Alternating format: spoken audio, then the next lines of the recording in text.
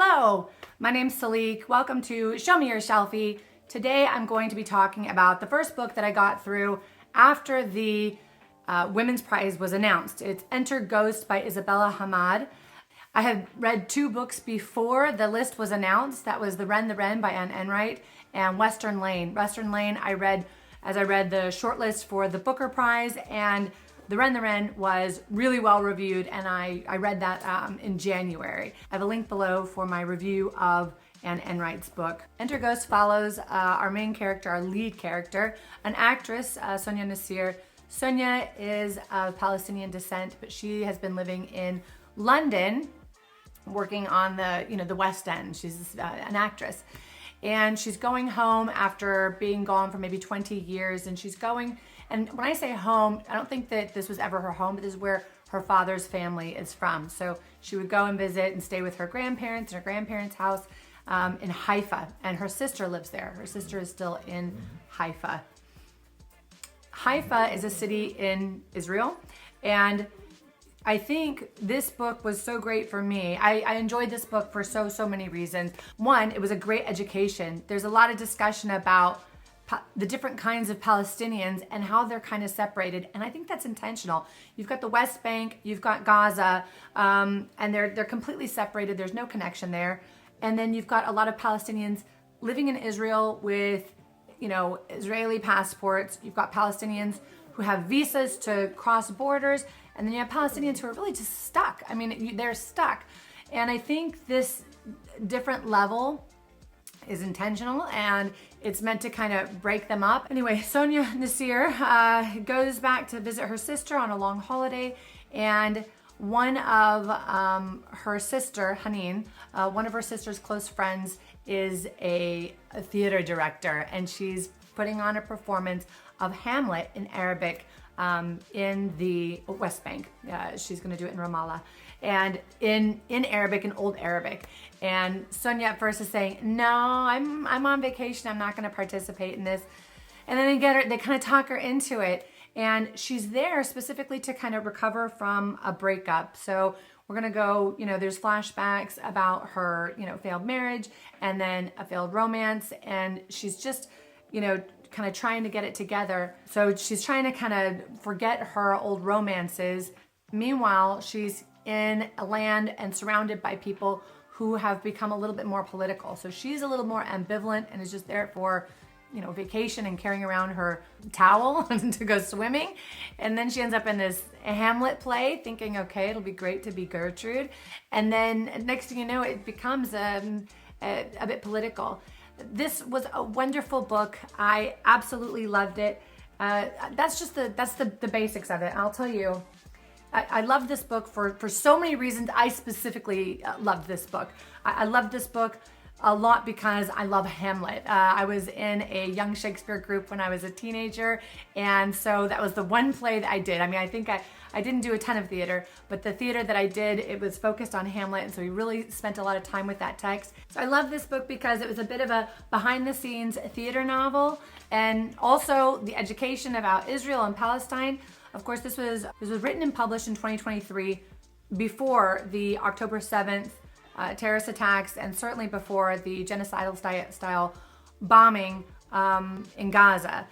So that's kind of the context that I'm reading it is after that.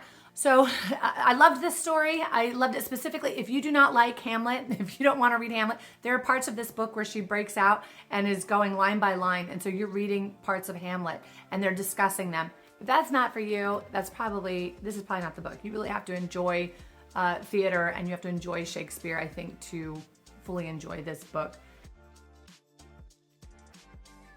The character 4, the plot is 4. It's not like a fast-moving plot. Setting was 5 and incredibly educational. The pacing is a 4. The style is a 4. It's well written. It's very well written. 4 is way above average. It's not Anne Enright necessarily, but it's very, very good. And then all the truths, and I wouldn't say fun. I would replace the word fun with interest. The interest for me was a 5. So what I would like to do now is just ask a question that the book has asked. So the book has asked a question, and it made me really think. It has me thinking well past the end of reading the book. It's been a couple weeks and I'm still thinking about this. And so I'll ask you, and you can feel free, even if you have not read this book, you can have an opinion on it and comment below. And this is from chapter 9, and it's the character Miriam, who's just a total badass. The risk that art might deaden resistance by softening suffering's blows through representing it. When you read a novel about the occupation and feel understood, or watch a film and feel seen, your anger, which is like a wound, is dressed for a brief time, and you can go on enduring a bit more easily, and so time goes on. All this means is that you, in the end, are less likely to fight the fight because despair has been relieved momentarily. I thought that was a really interesting observation, and I am not proposing that that is Isabella Hammad's position. I'm saying that's one of her character's position, and this is in the middle of a discussion, and they're discussing whether that's true or not. And it's a discussion that I think of a lot. There was a Bertolt Brecht, was a German philosopher, and a lot of people like to say art is a mirror. Art is just representing the truth of what reality is. Bertolt Brecht says, no, it's not a mirror, it's a hammer, and it's meant to create reality. I think those are kind of asking the same questions, right?